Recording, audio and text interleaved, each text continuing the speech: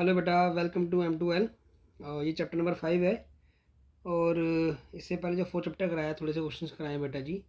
ये बुक आपकी है एडुकार्ट। इस पे जो MCQ है, थोड़ा सा इससे आपको अंदाज़ा लग जाएगा कि पेपर कैसे आने वाला है। ठीक है, स्टार्ट करते हैं chapter number 5। Question number 1, which the following statement about the model product table are incorrect.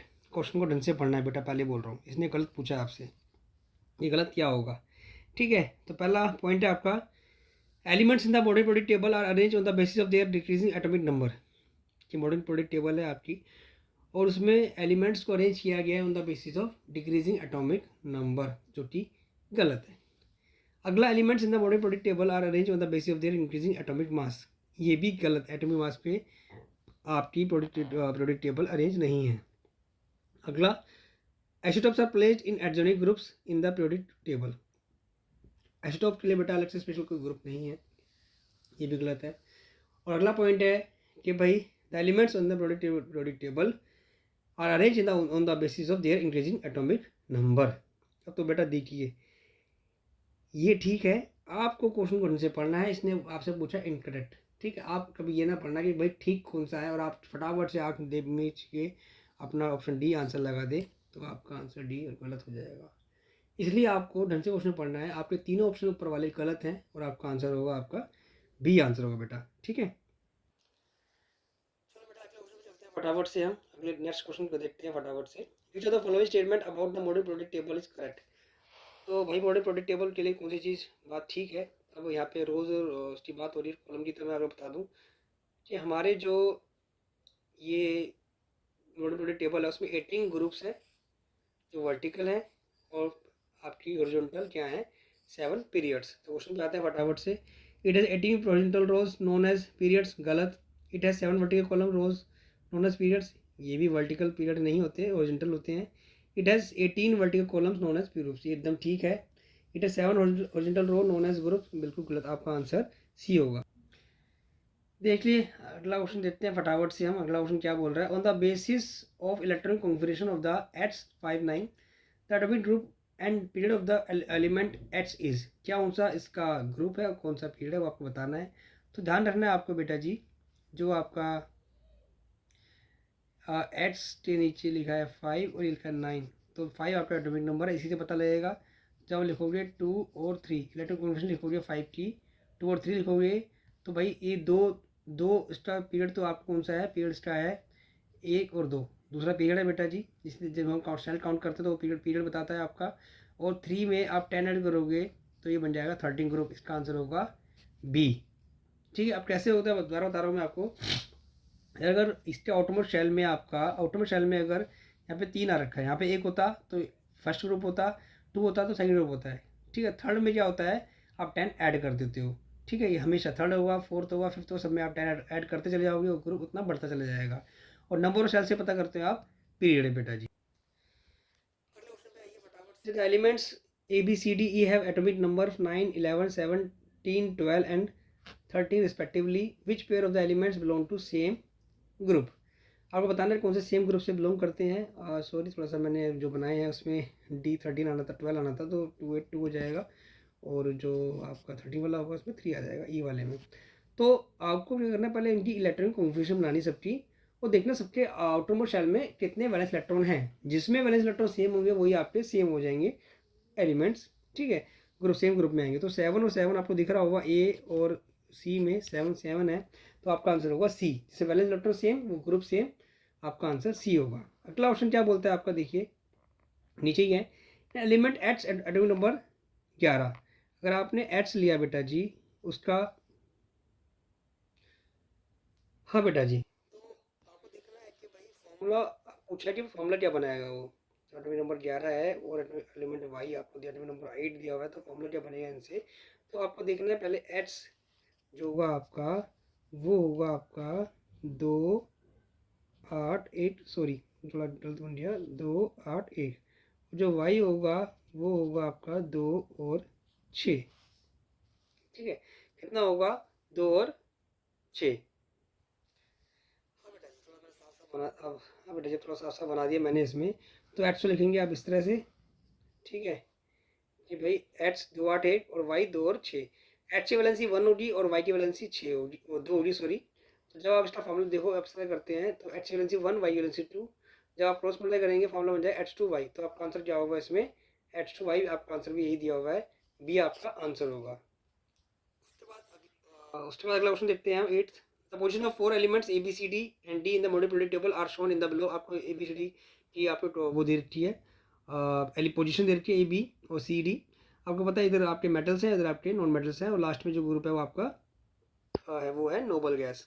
तो which element is most likely to form an acidic oxide. तो बेटा जी एसिडिक ऑक्साइड कौन बनाता है, जो आपके नॉन मेटल्स होते हैं। ठीक है, आपको बताया था दोनों चीज़ क्लियर हो जाएगी। जो मेटल्स होते हैं वो आपके बनाते हैं बेसिक ऑक्साइड, और जो नॉन मेटल्स होते हैं वो आपके होते हैं बनाते हैं एसिडिक ऑक्साइड। तो इसमें देखिए ये आपके मेटल्स हैं तो बनाएंगे नहीं। डी आपका होगा नोबल गैस। सी आपका आंसर क्या होगा इसमें, सी होगा बेटा जी। फटाफट से in Mendeleev periodic table gaps were left from for the elements to be discovered letter.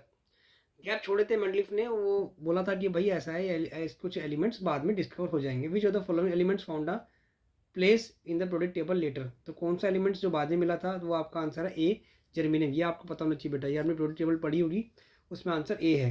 ठीक है, अगला ऑप्शन क्या है, element P Q R S have atomic number 11, 15, 17, 18 respectively. इनके एटॉमिक नंबर दिए हुए हैं। Which of them are reactive non metals. Non metals पता लगाने हैं तो आपको सबसे पहले मेटल्स नॉन मेटल्स पता लगाने हैं, इनर्ट पता लगाना है।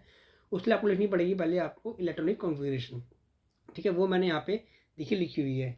ठीक है, तो आपको 11 दिया है पी का, तो 2 8 1, क्यू का दिया हुआ है 15, 2 8 5, और आर दिया हुआ है 2 8 7, 2 8 7 सॉरी, एस का सेल्फ दिया हुआ है आपको 2 8 8। ठीक है, तो इसमें देखो पता लग रहा होगा जो आपके 5 और 7 है, दीज आर नॉन मेटल्स। तो ये नॉन मेटल्स इनको बोलते हैं जो इलेक्ट्रॉन गेन करते हैं, जो इलेक्ट्रॉन लूज करते हैं वो मेटल्स हैं। तो आपका आंसर क्यू और आर है। तो क्यू आर देख लीजिए कौन सा आंसर, ऑप्शन क्यू आर दिया सी आंसर, तो आपका आंसर सी होगा। उसके बाद बेटा जी देखिए कि भाई an element which is essential constitute of all organic compound belongs to. तो भाई कौन सा ऐसा एलिमेंट है जो बहुत ही ज़्यादा एसेंशियल है हमारे लिए, ऑर्गेनिक कंपाउंड में पाया जाता है बहुत ज़्यादा। तो ये आपको पता चल गया होगा, कार्बन। फोर चैप्टर में पढ़ा होगा, सबसे ज़्यादा कार्बन पाया जाता है हमारी बॉडी में भी। तो वो कौन से ग्रुप से बिलोंग करता है, तो आप कार्बन का लिखो 6 एटॉमिक नंबर होता है, तो आपने लिखा 2 और 4। और मैंने आपको बताया था अगर उसका आपको ग्रुप पता लगाना हो तो उसमें आप 10 3 के बाद 3 से आप 10 ऐड कर देते हो तो 14, तो आंसर होगा बी। क्वेश्चन नंबर 12 आपका, according to Mendeleev product law the elements were arrange in the body product table in the order of. आपको अभी पीछे बताया फर्स्ट क्वेश्चन में, इंक्रीजिंग एटॉमिक नंबर। इसका आंसर होगा बेटा जी ए।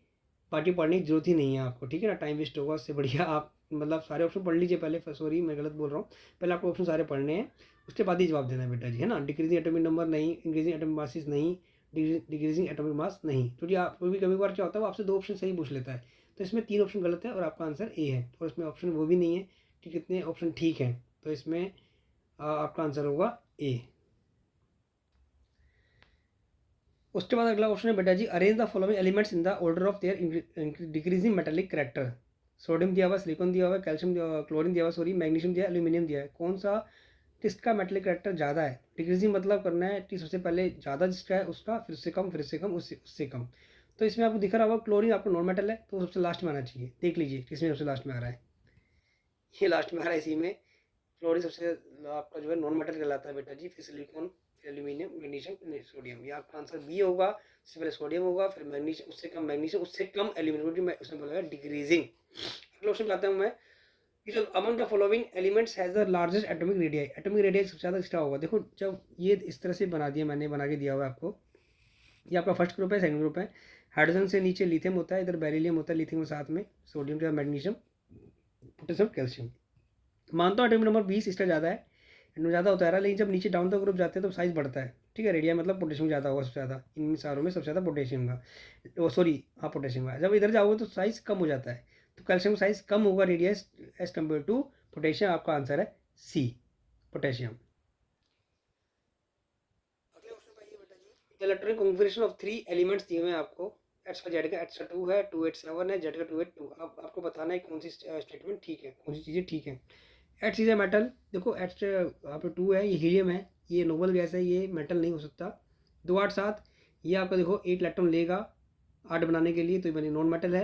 ये 2 इलेक्ट्रॉन देगा, ये आपका मेटल है। ठीक है। 1 2 3 आप मेटल कहलाते हैं, जिसके आउटरमोस्ट शेल में 1 2 3 होगा वो आप इजीली इलेक्ट्रॉन लूज कर देगा, लेकिन जिसके आउटरमोस्ट शेल में 5 6 7 होगा वो नॉन मेटल, वो इलेक्ट्रॉन गेन करेगा। तो यहाँ पे दिख रहा है आपको एट्स मेटल नहीं, Y is a metal not नहीं, जेड इज नॉन मेटल नहीं, डी आपका आंसर है, Y is non metal and Z is a metal. बता दिया मैंने आपको। 7 वाला इलेक्ट्रॉन लेगा, इसमें 1 इलेक्ट्रॉन चाहिए, ये 2 इलेक्ट्रॉन दे देगा, तो ये आपका आंसर डी है। मुझे बहुत अच्छे लगे, इनको भी डाल देता हूँ मैं आपको बताने के लिए। ये बहुत अच्छे क्वेश्चन है। Which of the following would lose an electron easily, कौन सा इलेक्ट्रॉन सबसे आसानी से देगा। मैंने अभी आपको 4 और 2 जब साइज पूछा गया था, साइज में मैंने आपको बताया था इजीली कि भाई आपका साइज होता है सबसे ज़्यादा पोटेशियम का बड़ा हुआ, रेडियस बड़ा हुआ, तो जिसका रेडियस बड़ा होगा वो इजीली इलेक्ट्रॉन को लूज़ कर देता है।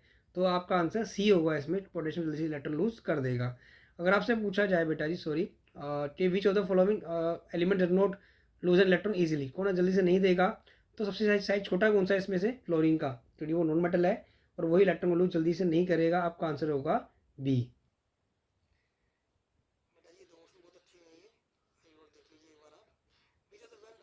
Following does not increase while moving down the group of the periodic table, कौन सी इन चीज़ों में से प्रॉपर्टी है जो इंक्रीज नहीं करेगी। पहला एटॉमिक रेडियस जी, वो तो बढ़ता है बेटा जी, मेटलिक कैरेक्टर बी बढ़ेगा, क्योंकि एटॉमिक रेडियस बढ़ेगा, साइज बढ़ेगा तो इलेक्ट्रॉन इजीली दे देगा, तो मेटलिक कैरेक्टर बढ़ेगा। वैलेंस इलेक्ट्रॉन्स नहीं बढ़ेंगे, क्योंकि सेम ग्रुप में सेम वैलेंस इलेक्ट्रॉन रहते हैं। तीसरा, number of shells of an in an element, और नंबर ऑफ सेल्स भी बढ़ते हैं, अगर आपने देखा हो तो। भाई हाइड्रोजन का होता है 1, फिर 2 8 1, पोटेशियम का, फिर पोटेशियम का 2 8 8 1, तो इसको सेल भी बढ़ रहे हैं। आपका आंसर होगा सी। ठीक है बेटा जी। अगला ऑप्शन है on the moving from left to right in a period, जब पीरियड में हम जब लेफ्ट टू राइट मूव करते हैं टेबल में, साइज ऑफ एटम क्या होता है। तो भाई नीचे जाते हुए साइज ग्रुप में बढ़ता है, और उधर पीरियड लेफ्ट टू राइट जाओगे आप घटता है, हमेशा घटता है, डिक्रीज होता है। ठीक है, ये आप रट लीजिए, याद कर लीजिए क्यों होता है, बताया था मैं आपको, क्योंकि उधर से जब हम लेफ्ट राइट जाते हैं तो न्यूक्लियर साइज इंक्रीज करेगा, जितना इंक्रीज करेगा वो साइज को श्रिंक कर देगा, कम कर देगा बेटा जी। of the following set of element is written in order of their increasing metallic character, सबसे ज़्यादा मेटल कैरेक्टर किसका इंक्रीजिंग ऑर्डर बताना है, सबसे कम, फिर सबसे ज़्यादा। फिर देखिए आप नज़र डालिए, बेरिलियम सबसे ऊपर होता है, मैग्नीशियम नीचे होता है, फिर कैल्शियम नीचे। चलो ठीक है, ये हमें अच्छा ग्रुप मिल गया है ग्रुप। उसके बाद आते हैं सोडियम लिथियम पोटेशियम, तो ये गलत है, लिथियम ऊपर होना चाहिए। मैग्नीशियम एल्यूमिनियम सिलिकॉन, ये भी आपका 12 13 14 ग्रुप दिया हुआ है। कार्बन ऑक्सीजन नाइट्रोजन, ये तो इधर तो हो नहीं सकता, क्योंकि आप इधर जब जाओगे तो आपका क्या होता है, ये भी आपका आपको 14 ग्रुप दिया है, फिर 16 ग्रुप दिया है, फिर आपका दिया हुआ है 15 ग्रुप। तो आप देखेंगे जो बेरिलियम मैग्नीशियम कैल्शियम है, जब आप बेरिलियम मैग्नीशियम कैल्शियम पर जाएंगे तो ये आपका जो हो गया increasing order of metallic character. क्यों, क्योंकि बेरिलियम का साइज कम होता है, कैल्शियम का, और उसके बाद फिर मैग्नीशियम और कम होता है, थोड़ा सा कम, उससे थोड़ा ज़्यादा होता है, फिर कैल्शियम का सबसे ज़्यादा। तो जितना ज़्यादा साइज बढ़ेगा वो इलेक्ट्रॉन लूज जल्दी से करेगा, उतना इसका अच्छा मेटेलिक कैरेक्टर होगा बेटा जी। तो इसका आंसर होगा ए।